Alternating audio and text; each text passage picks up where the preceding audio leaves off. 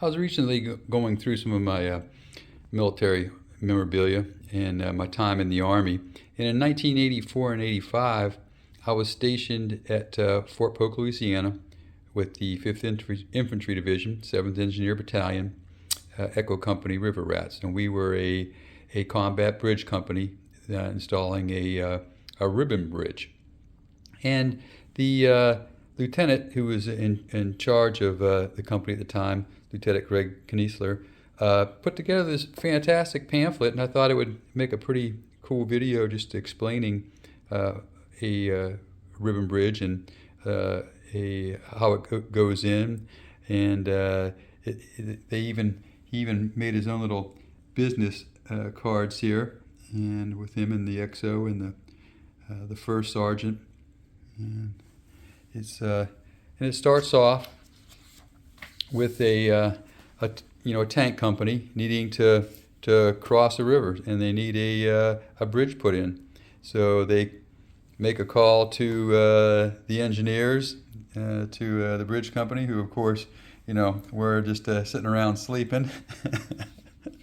And then he goes on to break down the dynamics of a bridge company, which basically consisted of 5-ton trucks that carried either a boat, a ramp section, or an internal bridge bay section. You can see he just kind of demonstrates how that's laid out. Very good artist, by the way, too. And here he goes into to show how the assembly area is set up, and how bridge sections are brought down and put together, in a staging area.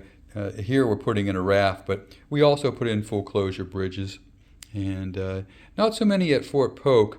But when I was in the same type of company in Korea with the 2nd Infantry Division in 82 and 83, and we put in more full closure bridges all the way across the Imjin River.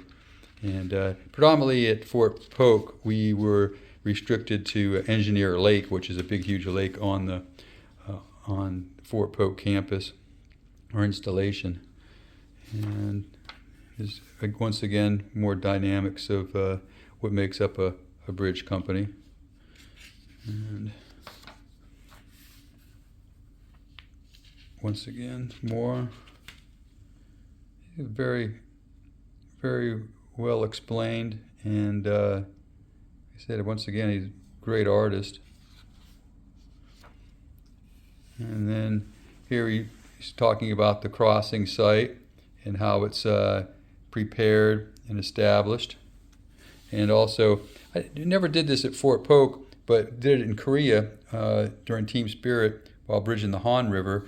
The chemical company would put in a smoke screen. They'd fire off smoke rounds and to disguise or hide the actual bridge site. And then how the raft is assembled again. He also goes into the difference between the platoon, the sections, the squads. And then here he's talking about how the company that's going to get crossed, how they're staged, and how elements are brought down to cross, so you don't have everybody piled up in one area, either trying to cross or or in the staging area. And we predominantly crossed tanks and APCs, not so much infantry or personnel. At the time, the air assault was very popular, so the infantry would be flown in via helicopter, and on the other side forward, and then we would cross the machinery elements and use these, starting with the tanks. And the M60 tank was very popular in the early 80s, and so was the APC armed personnel carrier, and then he just goes into, you know, here what could be what a raft could hold on a crossing. And that was it. Then he concludes here with any weather, day or night, and that's for sure. We sure did put this thing in. Usually we did put them in at night because, you know, which makes sense. You'd want the cover of darkness, or you know, the cover of or if it was in the daylight, you'd want a smoke screen so you're not easily visible.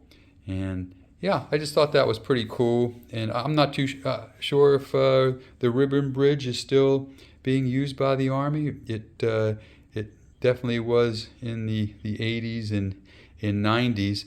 I haven't really seen any put in on YouTube recently.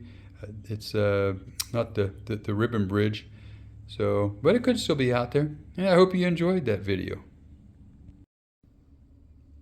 Oh, and just so you can get a better idea of what a ribbon bridge looks like and being installed instead of the animated version, I'll put in some pictures from 82 to 85 of putting in full closure bridges, rafts, and actually dropping some bridge bays and boats into the water. So I'll go ahead and put those in the video here at the ending. Enjoy.